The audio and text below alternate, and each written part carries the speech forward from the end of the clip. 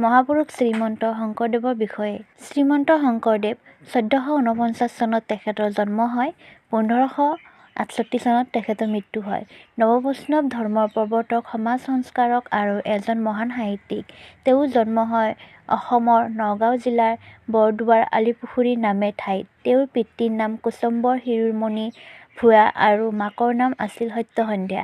সৰুতে মাক দেউতাক ঢুকুৱাত আইতা খেৰসুতিয়ে শংকৰদেৱক তুলি তালি ডাঙৰ দীঘল কৰে। আইতা খেৰসুতিয়ে শিশু শংকৰদেৱক ১২ বছৰ বয়সত মহেন্দ্ৰ কন্দলী নামৰ এজন পণ্ডিতৰ টোলত ভৰ্তি কৰি দিয়ে। অতি কম সময়ৰ ভিতৰতে তেওঁ সংস্কৃত শাস্ত্ৰত পাৰ্গত হৈ উঠে। ২১ বছৰ বয়সত তেওঁ সূৰ্যৱতীক বিয়া কৰায় আৰু ৩ বছৰ পিছত এটি কন্যা সন্তানৰ জন্ম দি সূৰ্যৱতী স্বৰ্গগামী হয়। পত্নী বিয়োগ হোৱাত তেওঁৰ মন ভাগি পৰে।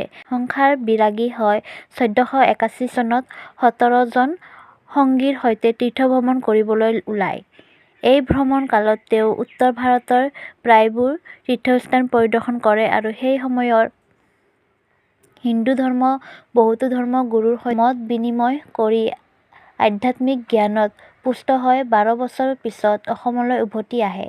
ঘৰলৈ উভতি আহি কালিন্দী নামৰ ছোৱালী এগৰাকীক বিয়া কৰায়।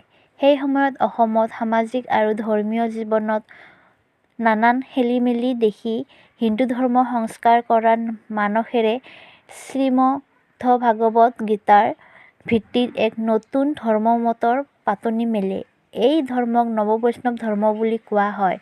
লগে লগে তেওঁ তেওঁৰ ধৰ্মমত প্ৰচাৰৰ মাধ্যম হিচাপে সাহিত্য ৰচনা আৰম্ভ কৰে। ১৫২২ চনত তেওঁ ঢোঙাহাটৰ বেলগুৰিত মাধৱদেৱক লগ পায়। শ্ৰীশংকৰদেৱৰ লগত মাধৱদেৱ শাস্ত্ৰীয় তৰ্কত পৰাজিত হৈ শংকৰদেৱৰ বৈশিষ্ট্য গ্ৰহণ কৰে আৰু আজীৱন গুৰু শংকৰদেৱৰ লগত থাকি ধৰ্ম প্ৰচাৰত মনোনিৱেশ কৰে। শংকৰদেৱ আৰু মাধৱদেৱ এই মিলনক মণিকাঞ্চন সংযোগ বুলি কোৱা হয়। শংকৰদেৱে ধৰ্মৰ প্ৰচাৰৰ অৰ্থে ঠায়ে ঠায়ে সত্ৰধান, নামঘৰ, ভাওনাঘৰ আদি স্থাপন কৰে আৰু অসমীয়া সমাজক খোল, তাল, দবা আদি ব্যৱহাৰ শিকায়। এক দেৱ এক সেৱ এক বিনে নাই কেৱে হৈছে তেওঁৰ ধৰ্মৰ মূলমন্ত্ৰ। কাব্য হৰিশ্চন্দ্ৰ উপন্যাস ৰুক্মিণীহৰণ কাব্য বলিছলন অমৃত মন্থন গজেন্দ্ৰ উপন্যাস অজামিল উপন্যাস কুৰুক্ষেত্ৰ আদি। ভক্তিমূলক পুথি ভক্তি প্ৰদীপ নিমি নৱসিদ্ধি সংবাদ ভিত্তি ৰত্নাকৰ অনাদি পতন আদি। নাম প্ৰসংগমূলক কীৰ্তনঘোষা গুণমালা আদি। অনুবাদমূলক ভাগৱত আৰু উত্তৰকাণ্ড ৰামায়ণ। অংকীয় নাট পত্নীপ্ৰসাদ কালিয়াদমন কেলিগোপাল ৰুক্মিণীহৰণ পাৰিজাত হৰণ আৰু ৰামজয়। গীত বৰগীত ভটিমা। শংকৰদেৱে অসমীয়া জাতীয় জীৱনলৈ অকল এক নতুন ধৰ্ম দি যোৱাই নহয়, তেওঁ অসমীয়া সমাজ সংস্কৃতিলৈও নানান অৱদান আগবঢ়াই অসমীয়া জাতিক এক স্বকীয়তা প্ৰদান কৰি গৈছে।